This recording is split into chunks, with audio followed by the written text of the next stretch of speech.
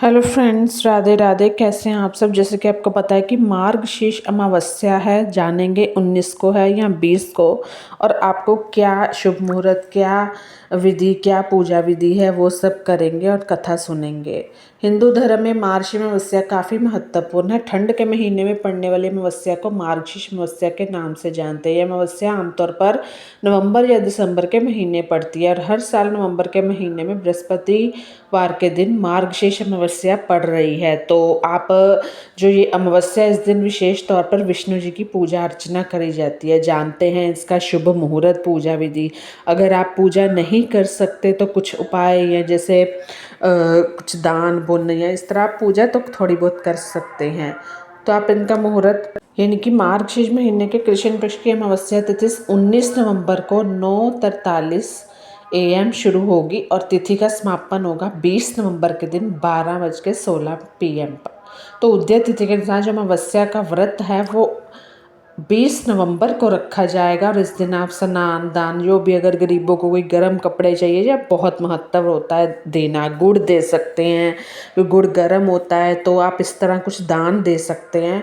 अमावस्या का महत्व होता है कि इस दिन दान स्नान करने का दिन होता है। तो मार्गशीर्ष मास की अमावस्या पर दान करने से जो पितृदोष है उसके प्रभाव को कम किया जा सकता है। इसके अलावा मार्गशीर्ष महीने की अमावस्या पर पवित्र नदियों में स्नान करना ज़रूर करना चाहिए। वहीं इस दिन गाय कोए कुत्ते को भोजन कराने में जीवन से कष्ट दूर होते हैं।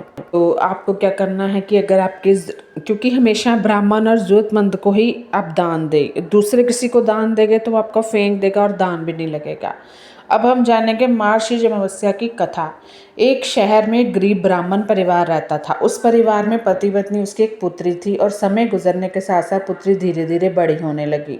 वह कन्या सुंदर, संस्कारदान, गुणवान भी थी, लेकिन गरीब होने की वजह से उसकी कोई शादी नहीं हो पा रही थी। तो एक दिन उस ब्राह्मण के घर एक साधु महाराज आए। कन्या ने साधु की खूब सेवा की।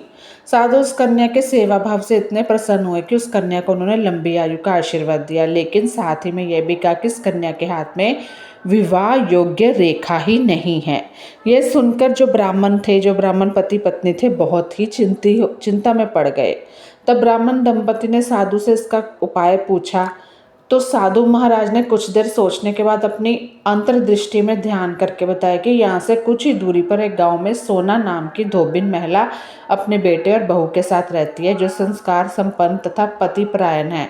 यदि यह कन्या उस धोबिन की सेवा करे और बदले में वह महिला प्रसन्न होकर इसकी शादी में अपने मांग का सिंदूर लगा दे और उसके बाद इस कन्या का विवाह हो जाएगा, तो इससे कन्या का वैधव्य योग नष्ट हो जाएगा। तो साधु ने ये भी बताया कि वह महिला कहीं आती जाती नहीं है, तो आपको ही उसके पास जाना पड़ेगा।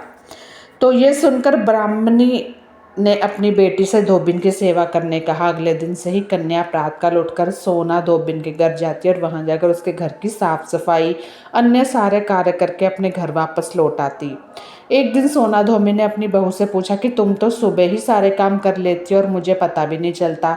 बहू ने कहा, माँ जी, मैंने सोचा कि आप ही सुबह उठकर सारे कर रही हैं, क्योंकि मैं तो देर से उठती हूँ।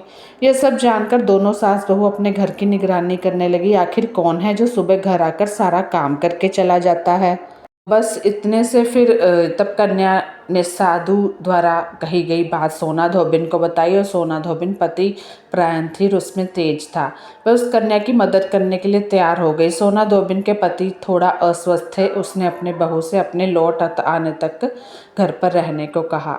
सोना धोबिन ने जैसे ही उस कन्या की मांग में अपना सिंदूर लगाया, सोना धोबिन का पति मर गया और उसे इस बात का पता चल गया। सोना धोबिन उस दिन अपने घर से निराजल ही चली थी। यह सोचकर कि रास्ते में उसे कहीं पीपल का पेड़ मिलेगा तो वह उसे भंवरी देकर और परिक्रमा करके जल ग्रहण करेगी। उस दिन अमावस्या थी और ब्राह्मण के घर से मिले पुए पकवान की जगह सोना धोबी ने ईंट के टुकड़े से 108 बार भंवरी देकर 108 बार पीपल के पेड़ की परिक्रमा की और उसके बाद ही जल ग्रहण किया। ऐसा करते ही उसका पति फिर से जिंदा हो गया। तो ये थी मार्गशीर्ष अमावस्या की कथा।